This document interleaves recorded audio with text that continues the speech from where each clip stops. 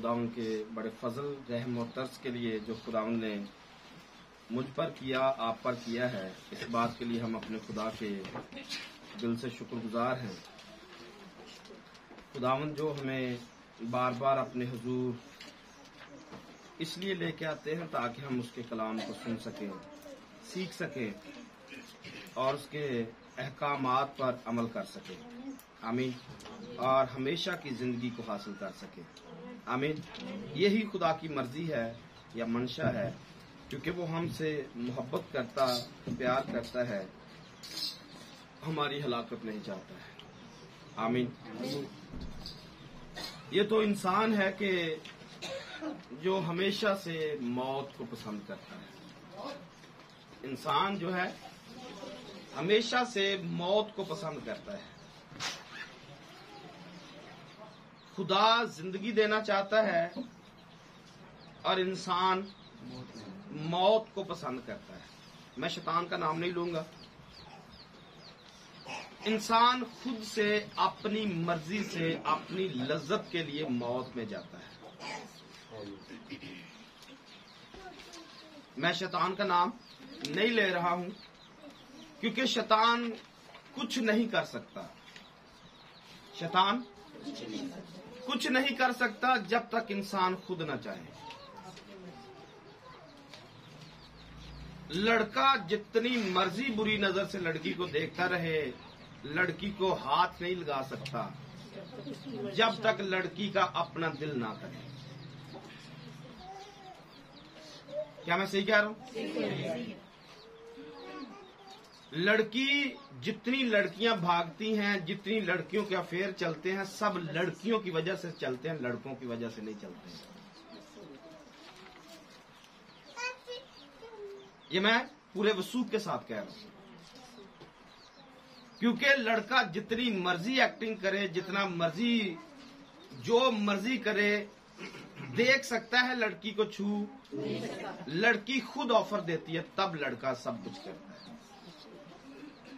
हाँ, किसी जगह पर अगर लड़की नहीं मानती तो फिर वहां पर कत्ल होता है, वहां पर जबर होता है। और जहां पर जबर होता है वो वाज़ेह तौर पर समझ में आता है इसके साथ जबर किया गया, उसमें लड़की की गलती, वो भी समझ में आता है। जहां पर लड़की की गलती ना हो वहां पर जबर होता है। और जबर में लड़की या तो खुदकुशी कर लेती है, जान दे देती है, लेकिन उसे मौका नहीं देती है। जितनी लड़कियां भागती हैं, जितने लव स्टोरियां चलती हैं, सब में लड़कियों की गलती होती है। तो इब्लीस भी कुछ नहीं कर सकता, गलती कलीसिया की होती है। इब्लीस कुछ नहीं कर सकता। क्यों? क्योंकि हमारा एक शोहर है, हमारा एक दुल्हा है। जब अपनी तवज्जो उससे हटाते हैं तो तब शैतान को मौका मिलता है, और शैतान को खुद हम इजाजत देते हैं। शैतान की क्या गलती, क्या जुर्रत है उसकी, उसमें क्या ताकत है? नूह को आपने पढ़ा है, पूरी दुनिया में बर्बादी थी, पूरी दुनिया मौत के दहाने पर खड़ी थी। नूह को ये कुछ नहीं कर सके। हाँ, नूह के बारे में क्या लिखा है?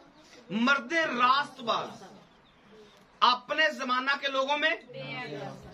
तो पूरी दुनिया गुनाह से लदी हुई थी, नूह की जिंदगी में एक भी गुनाह नहीं था। क्या ये बंदा नहीं था? क्या मर्द की गैरत इसके अंदर नहीं है? क्या इसको गुनाह की लज्जत का अच्छी नहीं लगती है? इसने इब्लीस को मौका नहीं दिया है। यूसुफ में मर्द की ताकत नहीं थी। यूसुफ मर्द नहीं था, खूबसूरत नहीं था। लड़की पूरी ऑफर दे रही है, लेकिन वो उसके काबू में आता नहीं है। मैं आपको यह दिखाने की कोशिश कर रहा हूं कि जो हमारा दुल्हा है, हमारा खुदावंद है, हम उसके बारे में कितनी गैरत रखते हैं। इसलिए मैंने कहा हम मौत को पसंद करते हैं। इब्लीस का काम तो मौत ही है, वो उसका काम मौत देना है, लेकिन देगा किसको? जो लेना ही नहीं चाहता, जो सौदा खरीदना ही ना चाहे। क्या दुकानदार खुद घर छोड़ जाता है? सौदा खरीदने के लिए कीमत चाहिए, जिंदगी के लिए भी कीमत चाहिए, मौत के लिए भी कीमत चाहिए। जिंदगी पानी है फिर भी कीमत लगती है, अगर मौत लेनी है फिर भी कीमत लगती है। जिंदगी पाने के लिए भी आपको अपनी जिंदगी, अपना बदन पेश करना पड़ता है, और मौत को हासिल करने के लिए भी अपना बदन पेश करना पड़ता है। आप किसको ऑफर देते हैं? अपने बदन पर किसको इख्तियार देते हैं? खुदा को, खुदा आप में रहकर काम कर सके, या शैतान को कि शैतान आप में रहकर काम कर सके? दोनों में हम अपने आप को देख सकते हैं। हमने जिसको प्रमोट किया है वही हमारी जिंदगी में काम कर सकता है।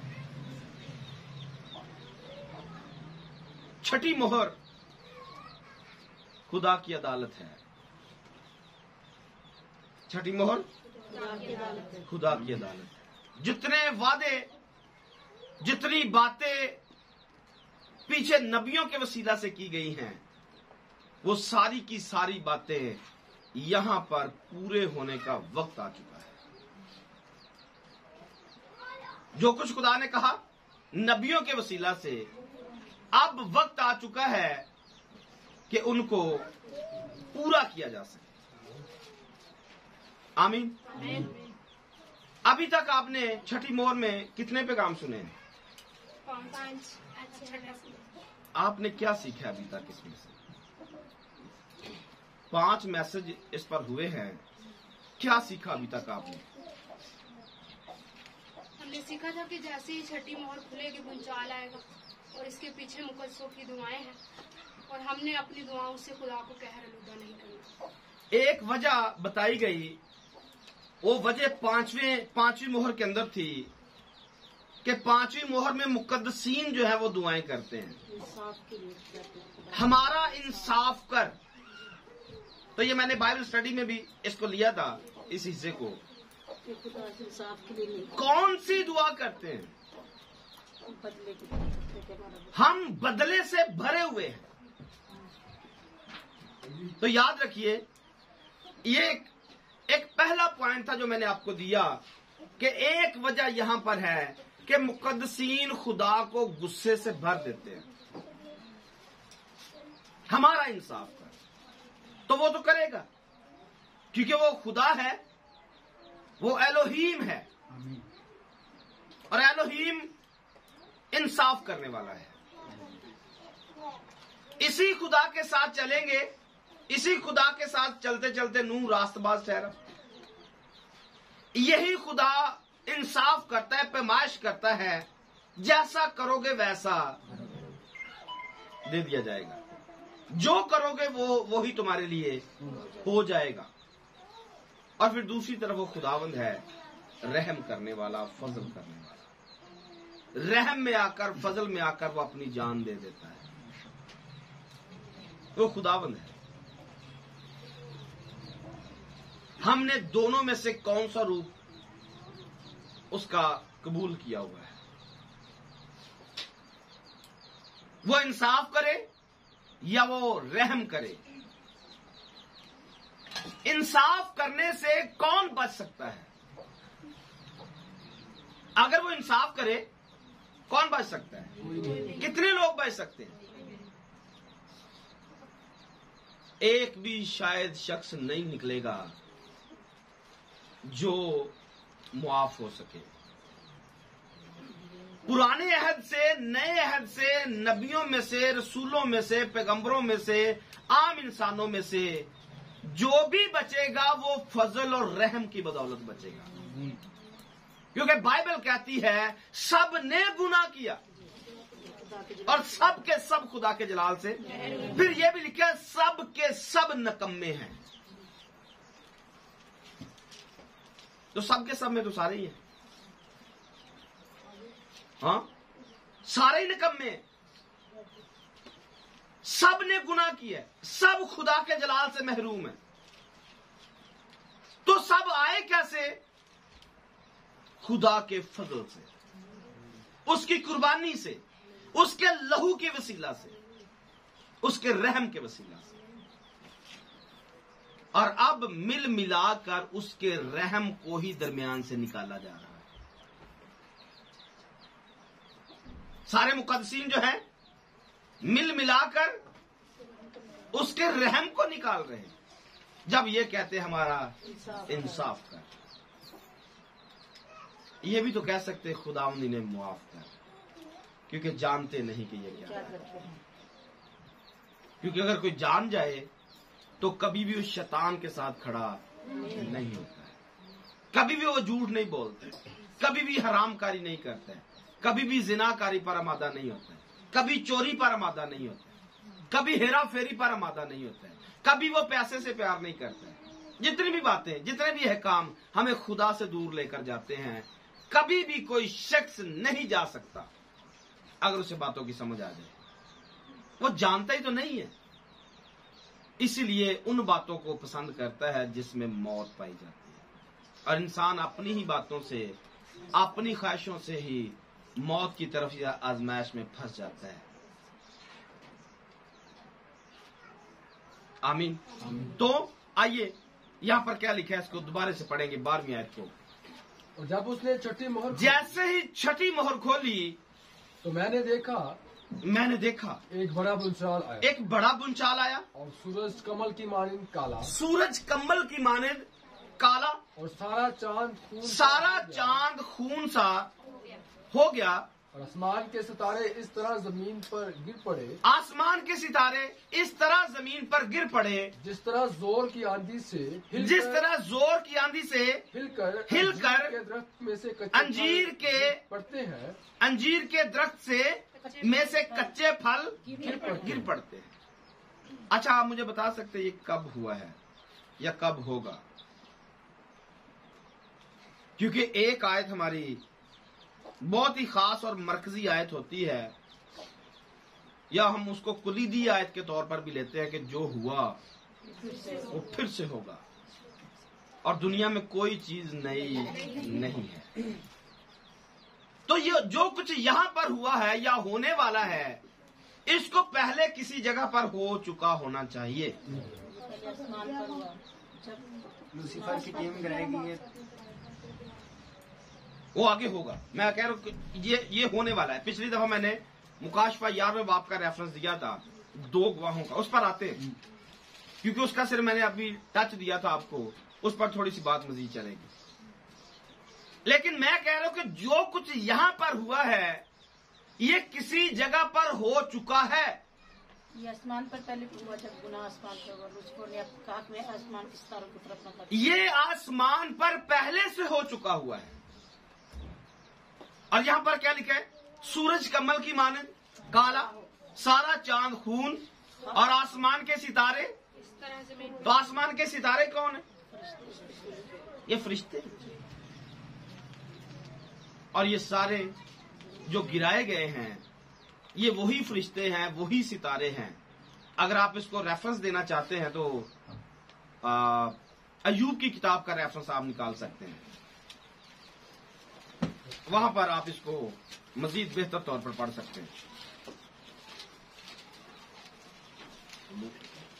अय्यूब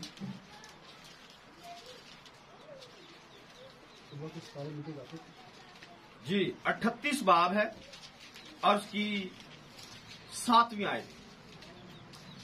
जब सुबह के सितारे मिलकर गाते थे, जब सुबह के सितारे मिलकर गाते थे, खुदा के सब बेटे खुशी से ललकारते थे।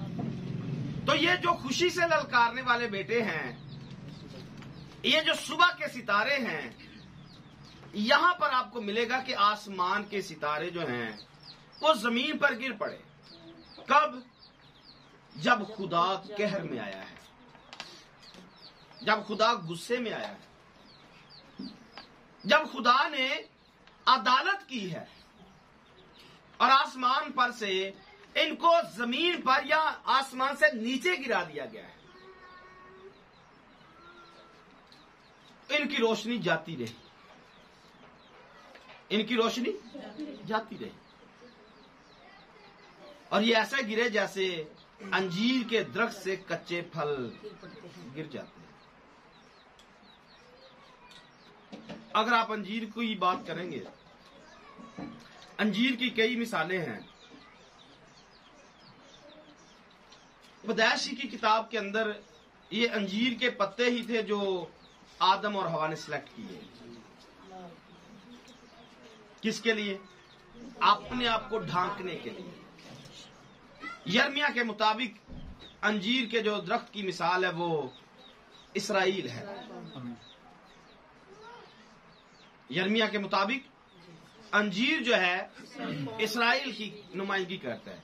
अगर आप इसको यीशु मसीह के उस वाक्य के साथ मिलाकर देखें कि एक दरख्त है जो अंजीर का है, उसमें पत्ते ही पत्ते लगे हुए हैं और फल उसमें नहीं है, फिर भी आपको समझ में आएगा कि ये अंजीर का दरख्त इसराइल ही है। तो अगर यहां पर अंजीर को इसराइल समझ लिया जाए तो ये समझ में आएगा जिस तरह जोर की आंधी से हिलकर इसराइल के दरख्त से कच्चे फल गिर पड़ते हैं। तो इसराइल के साथ ऐसा हुआ है। इसराइल अपनी जगह से हटा, जब उनकी अदालत की गई है तो वो ऐसे ही गिरे हैं जैसे कच्चे फल गिरते हैं, क्योंकि अभी तक वो पक्के फल बने ही नहीं थे। अभी तक उनके साथ वो पक्का फल लगा ही नहीं था। अभी तक तो चुनाव किया गया था, और जब बनी इस्राएल कौम मिस्र से निकल कर आई थी तब से ही तो ये नाफरमानी में पड़ गए थे। अच्छी से अच्छी ताक लगाने के बावजूद भी ये जंगली अंगूर ही रहे। अभी तक ये पक्के नहीं है, अभी तक ये बेहतर हुए नहीं है, अभी तक इन्होंने खुदा को सही तौर पर जाना और पहचाना नहीं है, या खुदा की कुदरत से ये वाकिफ नहीं है। हाँ, अगर वाकिफ होते तो यीशु मसीह कभी आकर ये ना कहता कि तुम इब्लीस के बच्चे हो। हाँ, कभी आकर ऐसा ना कहता। यीशु मसीह कभी ऐसा ना कहता कि तुम शैतान के बच्चे, इब्लीस के बच्चे। वो ऐसे थे, इसीलिए यीशु मसीह ने बोला है, क्योंकि वो कच्चे फल थे और वो झड़ गए। और अभी तक वो मिसाल जो अभी मत्ती की इंजील में आएगी, आज तो नहीं है, हवाला पढ़ा जाएगा, लेकिन ये आएगी। छठी और सातवीं मोहर के दरमियान में क्या चलता है, क्योंकि इस पर भी एक मैसेज आएगा। छठी मोहर और सातवीं मोहर के दरमियान एक बहुत अच्छा हिस्सा रखा हुआ है। अगर आप इसको यहां से देखेंगे, सिर्फ अपनी बाइबल पर ध्यान लगाएं। मैं आपकी निशानदेही करता हूं आपको। अपनी बाइबल को देखें, 17वीं आयत में क्या लिखा है? क्योंकि उनके गजब का रोज़े अजीम आप पहुंचा, अब कौन ठहर सकता है? तो आगे छठी मोहर खत्म है। सातवीं मोहर कहां पर लिखी है? 8वें बाब की। तो 7वां बाब क्या है? 7वें बाब में कुछ चलेगा, मैंने इसलिए कहा इस पर एक अलग से पैगाम होगा। लेकिन इस बात को समझना है, इसराइल जो है ये गिर चुका है। जैसे आसमान से फरिश्ते गिराए गए, ऐसे ही इसराइल भी गिर चुके हैं। लेकिन इससे पहले कि इसराइली गिरते, इससे पहले कुछ हुआ है। इससे पहले कि इसराइली गिरते, इससे पहले कुछ हुआ है। इससे पहले कि आसमान से ये फरिश्ते गिरते, आसमान पर पहले कुछ हुआ है। इससे पहले के गैर कौमें इन सितारों की मानद गिर जाएं, उससे पहले कुछ हो रहा है। आप इस लिंक को समझिए, क्योंकि ये हमारे ऊपर आ रहा है। आसमान पर जो हुआ है वो तो हो चुका, इसराइल के साथ जो होना था वो हो चुका। हमारे साथ क्या होना है, हम कहां से गुजर रहे हैं, हम अपने आप को चेक कर सकते हैं। मैं कह रहा हूं ये कच्चे फल जो गिरे हैं ये फिर गिरेंगे। कच्चे फल, अच्छा कच्चा फल किसको कहते हैं?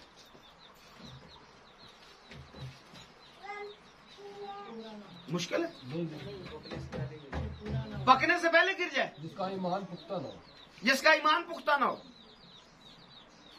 बच्चा कितने महीने का पैदा होता है? 9 महीने का होता है, लेकिन 9 महीने से पहले ही बच्चा गिर जाए, इसको कच्चा फल कहते हैं। तो जो रूहानी तौर पर कच्चे हैं ये सारे गिर जाएंगे। जो रूहानी तौर पर कच्चे हैं ये सारे के सारे, आपको इस बात की समझ आई? रूहानी कच्चा क्या है? जिसको दुआ नहीं आती है, जिसको प्रस्तश नहीं आती है, जिसको ताली बजाना नहीं आती है, जिसको कलाम नहीं आता है, जिसको खुदा की हजूरी का अंदाजा नहीं है, वो क्या है? क्या है? जिनकी आवाज नहीं निकल रही है सारे कच्चे ही हैं।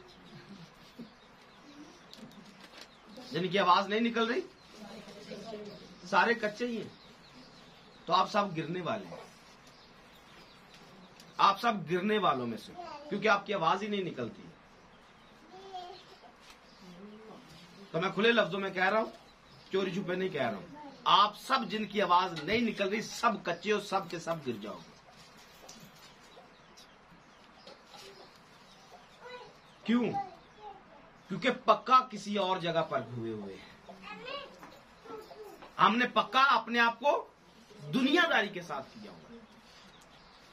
दुनिया से राब्ता टूटे छूटे, इससे जान छूटे तो खुदा की तरफ आए। तो जो हुआ है फिर से होगा। तो फिर से किन के साथ होने वाला है? मैंने खुली मुनादी कर दी, छुपकर मुनादी नहीं की है। खुलेआम सरेआम कहा है कि जो कच्चे फल हैं वो गिर जाएंगे। और कच्चा कौन है? हम लोग।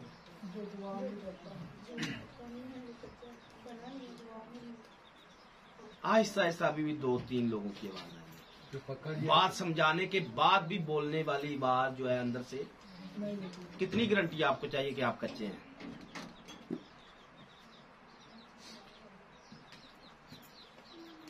दो दफा समझाए सर, वो मानने नहीं जा रहे। समझाने के बाद भी समझ में, जिसको ना आए वो कच्चा ही होता है। कहां पर तवज्जो है, कहां पर ध्यान है?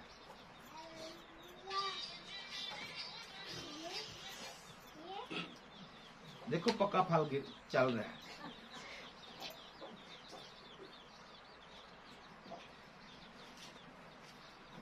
ये पक्के फलों की निशानी है। तो सारे क्या होंगे? गिर जाएंगे। तो आप गिरने के लिए तैयार हैं या ऊपर चढ़ने के लिए तैयार हैं? ये फैसला आपका है। क्योंकि जो हुआ है फिर से होगा, और कोई है जो आपके लिए दुआएं कर रहा है, हमारा इंसाफ कर। क्योंकि कच्चे फल जो है ये बड़ा नुकसान करते हैं कच्चे, लेकिन तबाही फैला रहे हैं। ये कच्चे ही हैं जो शैतान का साथ देते हैं। ये कच्चे ही हैं जो शैतान की मानकर उसके साथ खड़े हो जाते हैं। वरना पक्कों को तो वो हाथ भी नहीं लगा सकते। नूह को उसने हाथ नहीं लगाया। पक्कों ने अपनी जानें दे दी हैं। शेरों के आगे फेंके गए, शेरों ने खा लिया उनको। हाँ, दानियल के दौर में बचे, लेकिन मैं अगली बात कर रहा हूं, उन्होंने खाया है। रोम ने जब शेरों के आगे फेंका, कुत्तों के आगे फेंका, तो लोगों को शेरों ने खाया है। सलीब पर उनको चढ़ाया गया, नीचे से आग लगा दी गई, वो जिंदा सलीब पर जला दिए गए, क्योंकि वो पक्के थे। शैतान उनको छू नहीं सका। हमारे साथ कुछ भी नहीं होता, फिर भी हम पकने का नाम नहीं लेते, फिर भी पकने का नाम नहीं लेते। अच्छा, फल पकता कैसे है? जब बताया जाता। जी अम्मा जी, ये गंदम पकती कैसे है? धूप से। हाँ, धूप से। धूप से। अपने मौसम लगा। मौसम भी सही है, मौसम पे पकती है, लेकिन धूप चाहिए, और धूप के साथ एक गर्म लो भी चाहिए। आपने देखा गर्मी में गर्म लो चलती है, किसके लिए चलती है? गंदम को पकाने के लिए। लेकिन इंसान झुलस जाता है, लेकिन नहीं जानता कि फायदा मेरा ही है। अगर ये चलेगी नहीं तो गंदम तो पकेगी नहीं। और हम पकना चाहते हैं, हम क्या चाहते हैं? हमें सेक भी ना लगे और हम बाकी भी जाए, दुख भी कोई ना आए, कोई बात भी ना सुनाए, कोई बात भी ना करे, हमारे साथ कुछ भी ना हो और हम पक भी जाएं। ऐसा मुमकिन है? नहीं। हमारा नुकसान भी ना हो, हम पक भी जाएं, हमें कुछ करना ना पड़े फिर भी पक जाएं, कुछ देना ना पड़े फिर भी पक जाएं। गलत फहमी के सिवा कुछ नहीं है। लाडली कौन? लाडले और चन्ना जो पैनी है फिर वार नहीं आता, फिर अगली पिछली सारी कसर निकलती है। फिर मार इसी वजह से पड़ती कि तेनू ऐसा इन्ना प्यार किया, तू गल की मानता नहीं। फिर वो अपने लाड के हिसाब से मार खाता है। तो यहां पर मार ही पड़ने वाली है, तो यहां से हम पढ़ रहे हैं, क्योंकि खुदावंद का रोजे अजीम आ रहा है। और कच्चे फल तो सिरे से जट जाएंगे। तो अगर फिर भी पके नहीं तो फिर खुदा की गलती नहीं है। कलाम सुनने के बाद भी ये कलाम का सेक है, गर्मी है जो वो आपको दे रहा है ताकि आप पक जाएं। और अगर हम ये कहेंगे हमारे खिलाफ भी कोई बात ना हो, हमें कलाम भी ना सुनना पड़े, हमें खुदा की हजूरी में भी झुकना ना पड़े, हमें घुटनों के बल भी ना झुकना पड़े, हमें रोजा भी ना रखना पड़े, हमें दुआ में भी कोई घंटे 2 घंटे ना गुजारना पड़े, और खुदा की बादशाही में चले जाएं, चले जाएंगे। हाँ, खुदा की बादशाही में चले जाएंगे।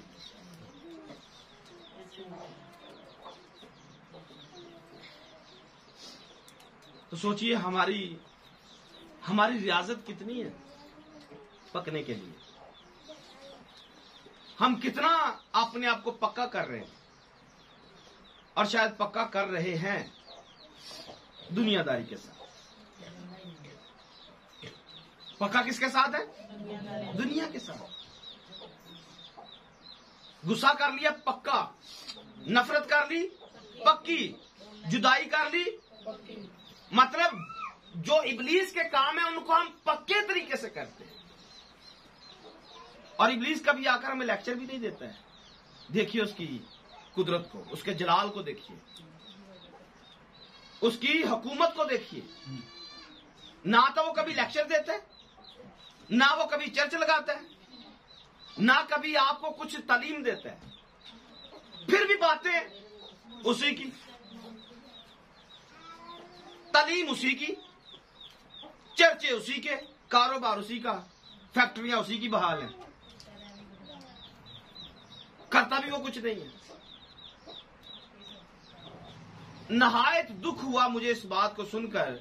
चंद दिन पहले मुझे एक बंदे ने बात सुनाई, ये जो अमीर लोग हैं ये कितनी नमाजें पढ़ते हैं? अमीर लोग 5 पढ़ते हैं।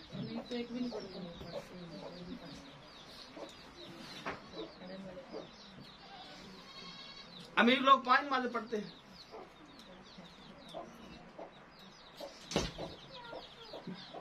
मैंने तो अपने ऑफिस में देखा था उनके पास एक नमाज पढ़ने का ही वक्त नहीं मिलता उनको। हाँ, वही पढ़ते जिन्होंने दाढ़ी रखी होती है, या जो मतलब हाँ उनमें से भी शायद ही कोई होते शायद ही होते हैं। मैक्सिमम लोग पढ़ते नहीं, और मौलवियों को भी इतना पसंद नहीं करते।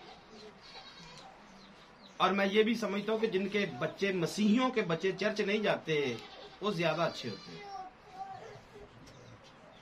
और उनके भी बच्चे ज्यादा अच्छे होते जो मस्जिद नहीं जाते। इस फर्क को देखिएगा। जो नमाज नहीं पढ़ते,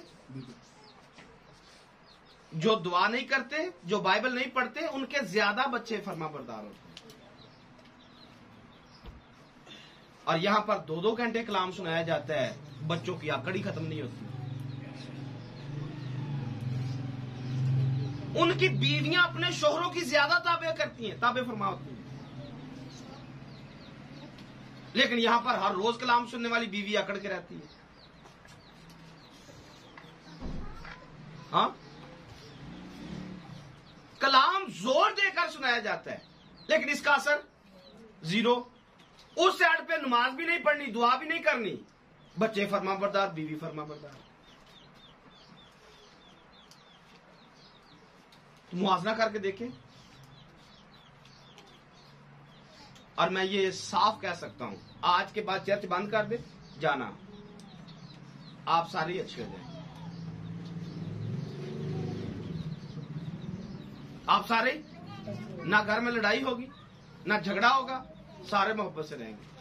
हाँ, इकट्ठे बैठ के ड्रामा देखो, इकट्ठे बैठ के ड्रामे देखो, फिल्में देखो, और जिसका जो दिल करे खाओ पियो, अय्याशी करो।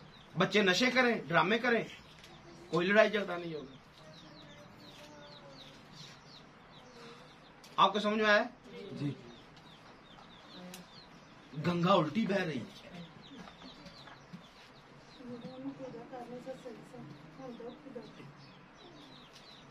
जब शैतान के साथ होते हैं फिर सब कुछ ठीक चलता है। पतली औरतें तो उस वक्त हम खुश थे। हाँ, यर्मी में लिखा हुआ है कि जब शैतान के साथ रहते थे उसके तपावन तपाते थे, कुछ भी नहीं होता था। और जब से तेरी बातें मानना शुरू की हैं, सिवाय दुख के मिलता ही नहीं है। और साफ जवाब दे दिया, आज के बाद हम तेरी बात नहीं मानेंगे जो खुदा उनका नाम लेके तू करता है। क्यों? बात तो पहले मान रहे थे शैतान की, अब किसकी मान रहे हैं? अब तो कलाम भी कूट कूट के अंदर भरा जा रहा है, फिर भी सरकशी, नाफरमानी, तस्वीरें खत्म नहीं हो रही। ये क्या चल रहा है? हाँ, ये हमारे साथ क्या चल रहा है? होना तो यूं चाहिए कि हम पक जाएं, होना तो यूं चाहिए कि हम चलते हुए जा रहे हों और हमारा साया पड़े, बीमार अच्छे हो जाएं। होना तो ये चाहिए कि हम मुंह से बात करें और काम हो जाए। होना तो यूं चाहिए कि हमसे लोग बात करते हुए डरे और कांपे। रसूलों के साथ ऐसा था या नहीं? लोग डरते थे या नहीं? कोई डंडा सोटा हाथ में नहीं था, फिर भी लोगों पर उनका खौफ छाया हुआ था, क्योंकि वो कलाम में पक्के हो चुके, वो और हम शैतान में पक्के हो चुके। जाना है, दुआ करके आओ, फिर से वापिस आओ। आपके यहां 2 घंटे आने से क्या फर्क पड़ता है, जब आपने दिल में तहैया ये किया के बाद दुआ वास्ते ही जाना है। हाँ, दिल में तहैया क्या है? दुआ ही करने जाना है, दुआ करके आ जाना। घंटे 2 बाकी खुदा के साथ तो कोई सरोकार नहीं, कलाम के साथ तो कोई सरोकार नहीं। जाओ जाओ मुझसे दूर, बस मेरे मुल्क में रह के इबादत करो। और फिर कई दफा वो ये भी कहता है मेरे लिए भी दुआ करना। हाँ, मेरे लिए। तो कई दफा हम शैतान के लिए दुआ करके चले जाते हैं। शैतान के लिए क्यों? रहता किधर है? फिर अपने लिए दुआ करके निकल जाते हैं। तो कच्चे फल झड़ जाए। कच्चे फल एक ही झटका लगेगा, पहले ही झटके में मामला साफ हो जाएगा। अगर आपने मजीद देखना है, एक छोटी सी आफत आए, पहले नंबर पे जितने कच्चे गिर जाते हैं। आप कई मिसालें दे सकते, शायद मेरे पास इतना वक्त नहीं है कि हम सिर्फ इसी पर ही बात करते रहें, क्योंकि टाइम बहुत ज्यादा हो गया। कच्चे फल गिर जाएंगे, कच्चे फलों की कोई वैल्यू नहीं है। फल पक्का चाहिए। तो पकेंगे कैसे? धूप लगेगी, लो चलेगी, तकलीफ होगी, फिर वही पकेंगे, वही महफूज रहेंगे। तो याद रखिए, ये जो कुछ यहां पर लिखा है ये होना है, ये होना है। और इसका दूसरा जो मतलब है, इस सारे सेटअप का दूसरा जो मतलब है वो यही है, जैसे कौम बनी इस्राइल को पहले मिस्र की गुलामी से आजाद किया गया है। कौम बनी इस्राइल को मिस्र से आजाद किया गया, अब दूसरी दफा भी मिस्र से यानी कि दुनिया से आजाद किया जाएगा। एक वजह मैंने आपको पहले बताई हुई है छठी मोहर के खुलने की, मुकद्दसों की दुआएं। दूसरी इसकी बड़ी वजह कौम बनी इस्राइल को अपने मुल्क के अंदर इकट्ठा करना। बनी इस्राइल कौम को अपने मुल्क के अंदर इकट्ठा करना, क्योंकि ये मोहर खुलेगी नहीं जब तक जो 17वां हफ्ता है वो शुरू नहीं होगा। जब 17वां हफ्ता शुरू होगा, मुखालिफ मसीह अहद करेगा, मुखालिफ मसीह अहद करेगा, आधे हिस्से में जाकर वो अहद को तोड़ देगा, और जब वह अहद को तोड़ेगा तो मुखालिफ मसीह की हुकूमत होगी, और दूसरी तरफ 2 गवाह इस जमीन के ऊपर आ जाएंगे। और ये ऐसे ही है जैसे मूसा और हारून फिरौन के सामने खड़े थे। जो हुआ है फिर से होने जा रहा है। अब यकूब को आप देखते हैं, यकूब ने क्या किया है। यकूब ने शादी करनी है, शादी से पहले उसने बरकत को कैसे हासिल किया?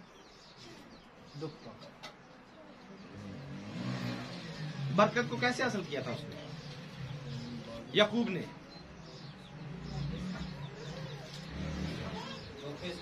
हाँ बोलिए ना,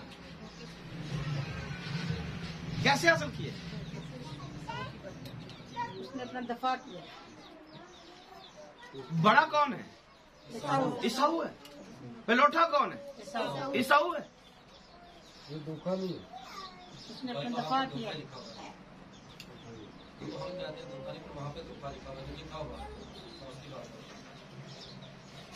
उसने धोखे के साथ अपने भाई का जो बरकत थी उसको लिया। इसमें गलती उसकी नहीं थी, ये खुदा का एक प्लान था, खुदा की मर्जी से हुआ है, क्योंकि खुदा बरकत उसे ही देना चाहता। उसके पीछे वजह ईसाऊ खुद था, क्योंकि उसने अपने पेलोठेपन को या खुदा को हकीर जाना है। उसने खाने के वजह अपने पेलोठेपन को हकीर जाना, यानी कि खुदा को हकीर जाना है। तो उसके साथ होना यही चाहिए था। तो ये उसी का बयान है, उसी ने कहा है कि इसने अड़ंगा किया है। ये तो एक नाफरमान की तरफ से लकब दिया गया उसको कि उसने मेरे साथ धोखा किया, धोखे से बरकत को लिया। हाँ, ईसाऊ कह रहा है ना, तो ईसाऊ को तो खुदा की खुद कदर नहीं है। उसे क्या पता धोखेबाज कौन है, उसे इस बात का इल्म, क्योंकि वो खुद धोखेबाज है, वो खुद खुदा से मुनहरफ है, वो खुद खुदा को जानता नहीं है। तो मैं आपको सिर्फ दिखा रहा हूं कि उसने क्या किया, बरकत को हासिल किया, और बरकत को हासिल करने के लिए बड़े को पीछे किया है। फिर उसने बीवी को हासिल किया। जब बीवी को हासिल कर लिया तो पहले भी उसने एक चीज हासिल की, पेलौठापन, फिर उसने बरकत को हासिल किया, फिर जाकर बीवी को हासिल किया, फिर एक बीवी को हासिल किया, फिर माल इकट्ठा किया, और माल इकट्ठा करने के बाद अब वापस अपने मुल्क की तरफ आ रहा है। तो अब ये पैसा ईसाऊ को देना चाहता है, तोहफा ईसाऊ को देना चाहता है। क्या उसे इन बातों की जरूरत है? तो ये भी तो जो हुआ है इसको भी फिर से होना चाहिए, इसको भी।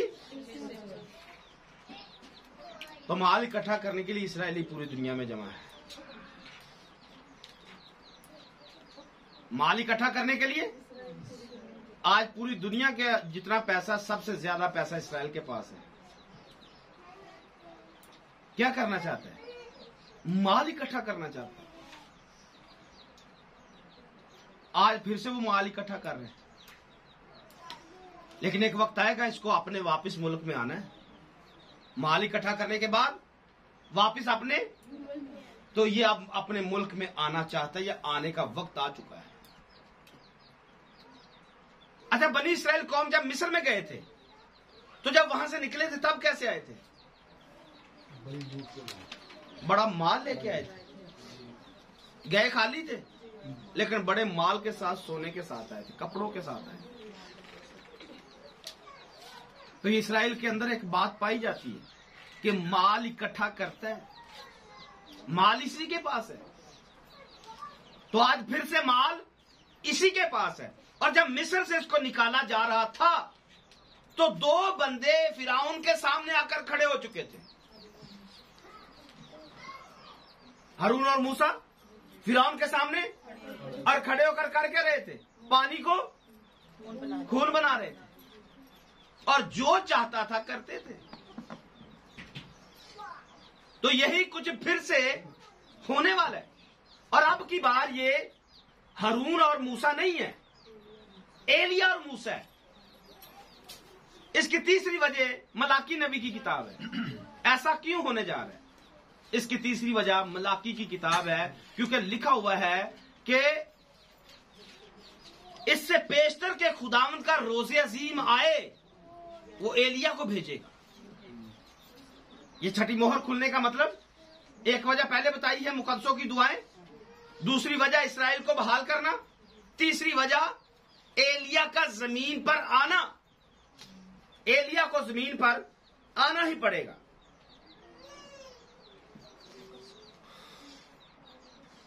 इसकी सबसे बड़ी वजह खुदावंद यीशु मसीह का लहू है। इसकी सबसे बड़ी वजह खुदावंद यीशु मसीह का लहू, उसकी कुर्बानी, उसका कफारा, उसका रहम, उसका वो जो वक्त उसने ठहराया या जिसमें वो वेट कर रहा है, उसके कफारे को रद्द किया गया, उसके रहम को रद्द किया गया, उसकी कुर्बानी को नाचीज समझा गया, उसके उस वक्त को नाचीज समझा गया जो उसने आज दुनिया को दिया हुआ है। आज दुनिया उसके कफारे को नाचीज जान रही है। वरना यीशु के लहू की बात करें, लोगों के आंसू नहीं रुकते थे। आज से 10 साल पीछे चले जाए, जब कफारे की बात की जाती थी, लोगों के आंसू जारी हो जाते थे। आज कोई फर्क नहीं पड़ता, आप जो मर्जी सुनाओ, उसकी मार सुनाओ, उसके दुख सुनाओ, उसकी तकलीफ सुनाओ, इस शायरबानी की मीटिंग करो, आम मीटिंग करो, लोग सरसरी तौर पर आते हैं, बस जाते हैं। हर मीटिंग को ऐसे ही बस आना है, जाना है, आना है, जाना है, इससे बढ़कर कुछ भी नहीं है। क्योंकि यीशु का लहू ना चीज गिना जा रहा है। और पिछले पैगाम में शायरबानी में मैंने बताया था, उसका लहू सूख चुका है। यीशु का लहू सूख चुका है, उसमें जिंदगी कहीं नजर नहीं आती। हम शीरा पीने के बाद भी उस तरह की जिंदगी बसर नहीं करते हैं। अगर ये जिंदा हो, अगर ये जिंदगी देता हो, तो हम वाकई नजर आए कि हम हमेशा की जिंदगी के वारिस हैं। लेकिन हमने शीरे को लहू में बदलना कैसे है?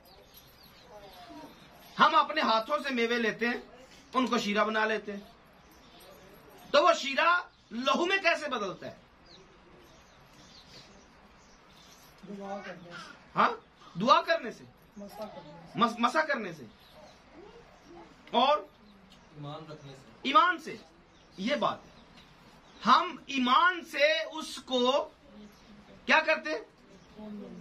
लहू में उसको तब्दील करते हैं। हमारा ईमान है, लेकिन वो किधर है? किसके अंदर है? ईमान ही तो वो एक ऐसी जगह है, ये ऐसी चीज है जिससे यीशु मसीह का लहू, वो शीरा यीशु का लहू बन जाता है। आज वो ईमान कहां पर है? ईमान से ये काम होना है। तो ईमान ही जिंदगी में ना हो तो फिर तो वो एक शीरे की तरह ही है, उससे बढ़कर कुछ नहीं है। अगर यीशु का लहू जिंदगी में आ जाए तो बंदा पहले जैसा नहीं रहता है, तो हम फिर पहले के जैसे रहते हैं। हम में कोई तब्दीली नहीं आती, हम में कोई तब्दीली नहीं आती। तो सारा कुछ होने के बाद भी फिर भी कच्चे के कच्चे ही गिर जाए। हम गिर जाए। खुदा किसी को गिराना नहीं चाहता, खुदा किसी को मारना नहीं चाहता, लेकिन उसका कलाम क्योंकि वो अदालत करता है, तो अदालत में जो कुछ हुआ है या होना है वो आदल मुंसिफ है, वो करके रहेगा। वो किसी को मारना नहीं चाहता है, लेकिन फिर भी इंसान ने जिसने मौत को पसंद किया है वो उसी में चला जाएगा, वो मौत में चला जाएगा। तो हमने अपने आप को देखना है, जज करना है। इसका लिंक मत्ती की इंजील में आप पढ़ सकते हैं। इसका जो रेफरेंस है 24 बाब की 29 आयत से कोई भी पढ़ ले। छठी मोहर जो यीशु मसीह वहां पर खोल रहे हैं, क्या लिखा है? और फौरन उन दिनों की मुसीबतों के बाद सूरज तारीख हो जाएगा और चांद अपनी रोशनी ना देगा और सितारे आसमान से गिरेंगे और आसमानों की कूदते हिलाई जाएंगी और उस वक्त इब्ने आदम का निशान आसमान पर दिखाई देगा। तो यहाँ पर क्या लिखा है? इस जगह पर क्या लिखा है? 17वीं आयत में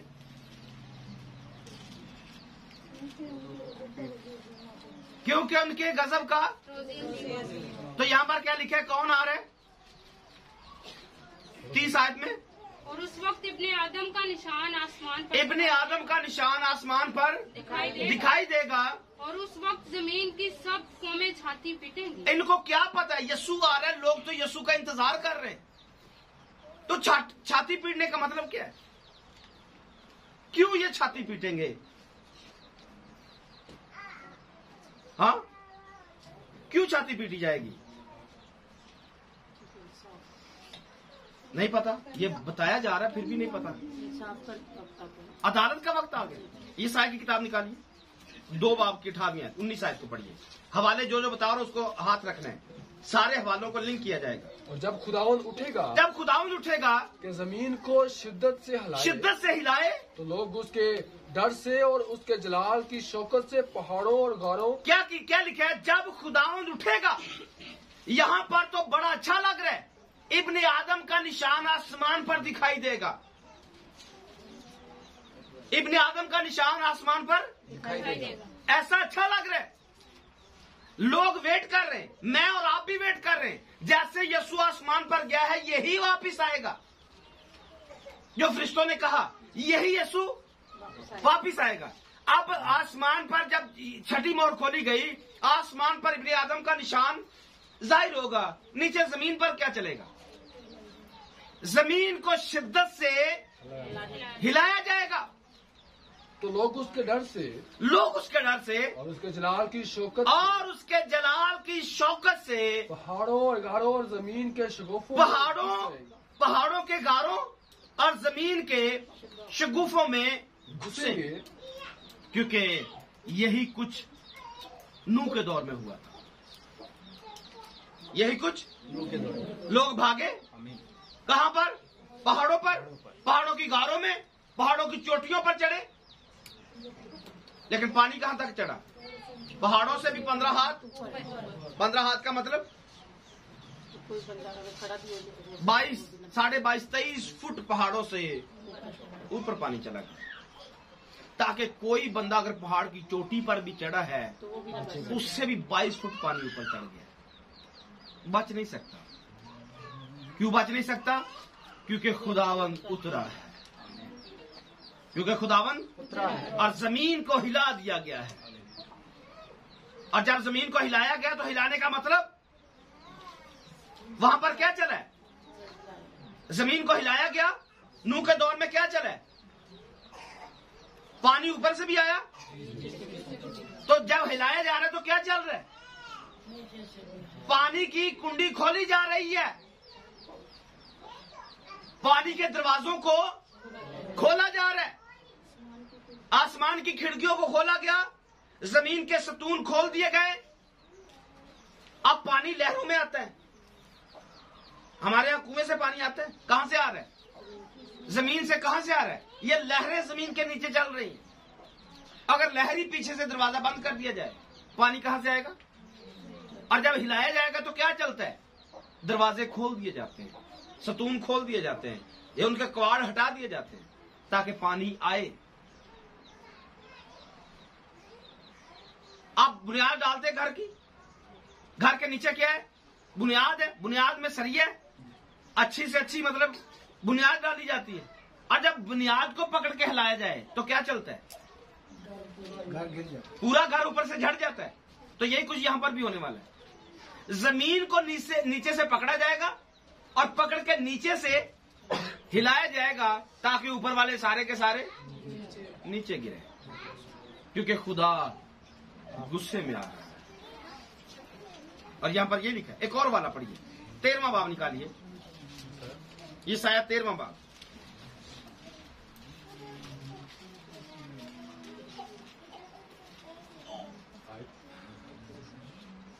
यूं तो ये 13 नंबर से है, लेकिन 6 आयत से पढ़िए जरा।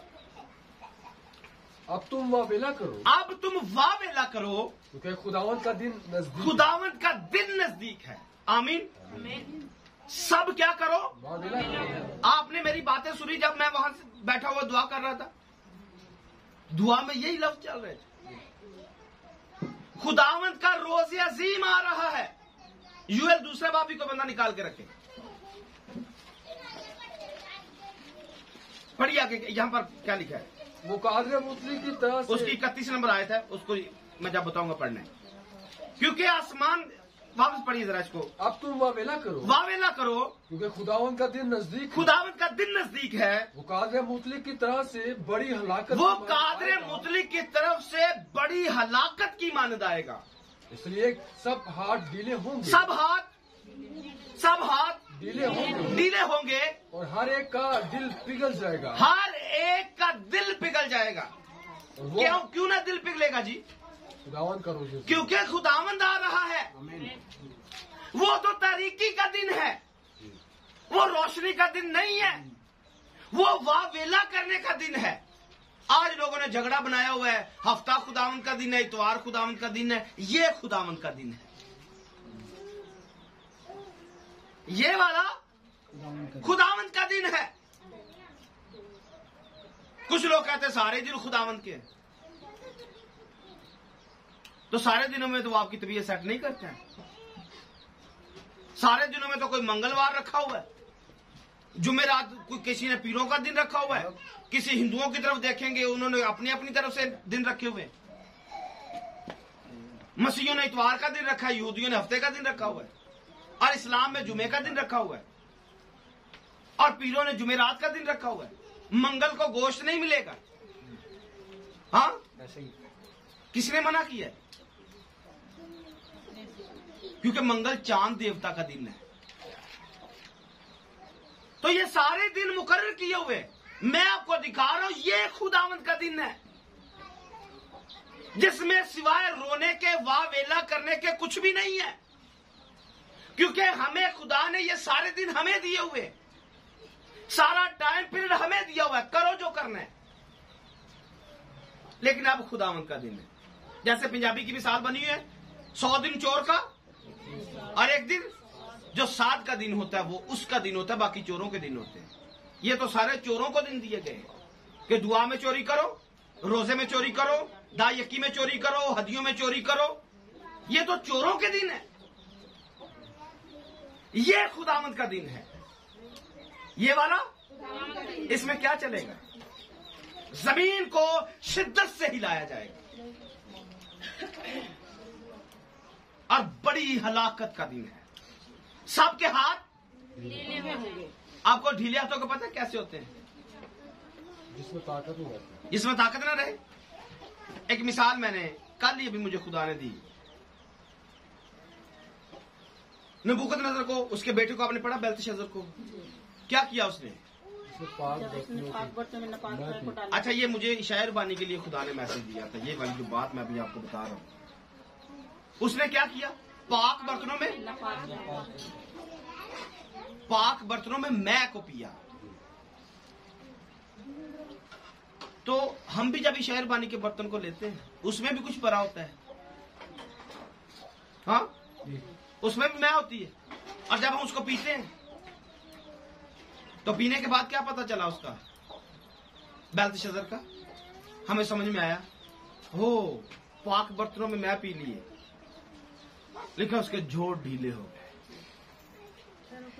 उसके जोड़ ढीले हो गए। तो बहुत सारे शायर बानी की बात ढीले हो जाते हैं। बहुत सारे हमारे भी हाँ लोग लिखा ना, बड़े बीमार हैं। बीमार कैसे हुए? उस मैं ने बीमार कर दिए, उस मैं ने जोड़ ढीले कर दिए, क्योंकि नपाकी के अंदर तो आपने उसको लिया है। राब्ता आपका शैतान के साथ और ऊपर से आप मैं पी रहे हो, तो खुदा जोड़ ढीले कर देता है, जोड़ खड़कना शुरू हो जाते हैं। कभी किसी जगह पे दर्द, कभी किसी जगह पे दर्द। किसकी वजह से? इस शायर बानी को गलत अपने अंदर उतारने की वजह से। इसके लिए दवाइयों की जरूरत नहीं है, इसके लिए खुदा के हुजूर माफी मांगने की, कि मैंने तेरे खून को और तेरे बदन को गलत जगह पर गलत तरीके से लिया हुआ है, और ये मैं है जो आपके जोड़ों में दर्द पैदा करती है। क्यों? क्योंकि शैतान के साथ खड़े होकर पाक बर्तनों में से आप पाक मैं को पी रहे हो। तो यहां पर क्या लिखा है? हाथ ढीले और दिल कैसे? आपने राहब कसबी को पढ़ा? कई दफा मैंने उसका रेफरेंस दिया है। जैसे वो समंदर को पार करके गुजरे, तुम्हारा खौफ इनके दिल पर छा गया। लिखा है तुम्हारी वजह से हमारी जान में जान ना रही। ये बात सुनते ही कि खुदा ने कैसे बहरे कुलजम को दो टुकड़े कर दिए, ये बात सुनते ही हमारी जान में जान, तो अब जान में जान रहेगी, दिल पिघलेंगे। कैसे? जैसे फिरौन का दिल पिघल जाता था, ओ अंधेरा छा गया, अभी मच्छर आ गए, अभी ये फलां चीज आ गई, फलां चीज आ गई, दिल पिघल जाता है। हमारा दिल कब पिघलता है? जब बेटा बीमार हो जाए, फिर आंसू नहीं रुकते हैं, किसी तरीके ये सही हो जाए, मैं मर जाऊं पर ये बच जाए। क्या हुआ है? दिल पिघल गया। बेटी बीमार, मां बीमार, भाई बीमार, शोहर बीमार, फिर दिल पिघलते हैं, अदरवाइज दिल पत्थर के बने रहते हैं। कैसा मर्जी कलाम सुना लो, ये दिल पिघलते ही नहीं है। पर जब जलजला आता है, बड़े बड़ों की जान निकल जाती है, बिल्डिंगों से ऐसे भागते हैं, दिल करे किसी के नीचे जाकर मर जाए, बिल्डिंग गिरे ही ना, फिर भी नीचे आके मर जाए। तो ये जलजला फिर से आने वाला है, जिसमें लोग मरेंगे, क्योंकि खुदा जमीन को हिलाएगा और दिल पिघल जाएंगे। और आगे क्या लिखे? और वो हरासा होंगे, परेशान हो जाएंगे, डर जाएंगे। जानकनी और गमगीनी। जानकनी यानी जानकनी का मतलब मौत के पास पहुंच जाना, मतलब ना जिएंगे ना मरेंगे, मरने की हालत तक पहुंच जाएंगे। और गमगीनी उनको आ लेगी। वो ऐसे दर्द में मुब्तला होंगे जैसे औरत जैसे बच्चा पैदा करने की हालत में दर्द में तकलीफ में होती है। अभी भुंजाल आया, अभी इनको कुछ हुआ, अभी कुछ हुआ नहीं है, और तकलीफ कैसी शुरू हुई? जैसे बच्चा पैदा करने के वक्त औरत को होती है। और फिर आगे वो सरमाया होकर, सरासीमा होकर एक दूसरे का मुंह देखेंगे, परेशान होकर वो एक दूसरे का मुंह देखेंगे, और उनके चेहरे शोलानुमा होंगे। देखो खुदावंद का वो दिन आता है। शोलानुमा आपको पता है, जब बंदा गुस्से में आता है तो लाल हो जाता है, परेशानी में भी चेहरा बदल जाता है। तो यहाँ पर भी ऐसा ही है, परेशानी की हालत में चेहरे शोला नुमा होंगे। देखो खुदावंद का वो दिन देखो खुदावंद का ये छठी मोहर है जो ये साया यहाँ पर देख रहा है।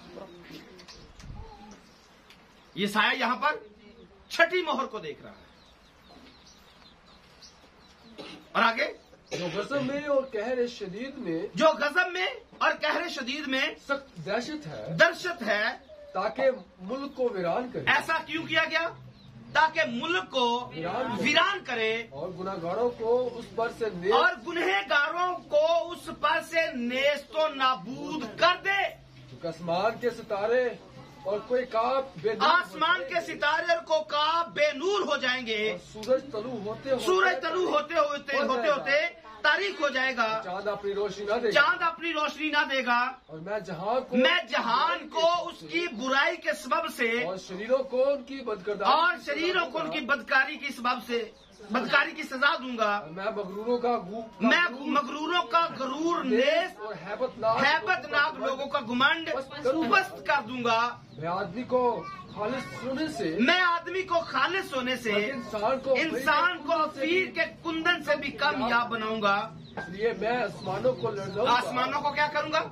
लरजाऊंगा। और रब्बुल फाज के गजब से और उसके कहरे शदीद के रोज जमीन अपनी जगह से झटकी जाएगी।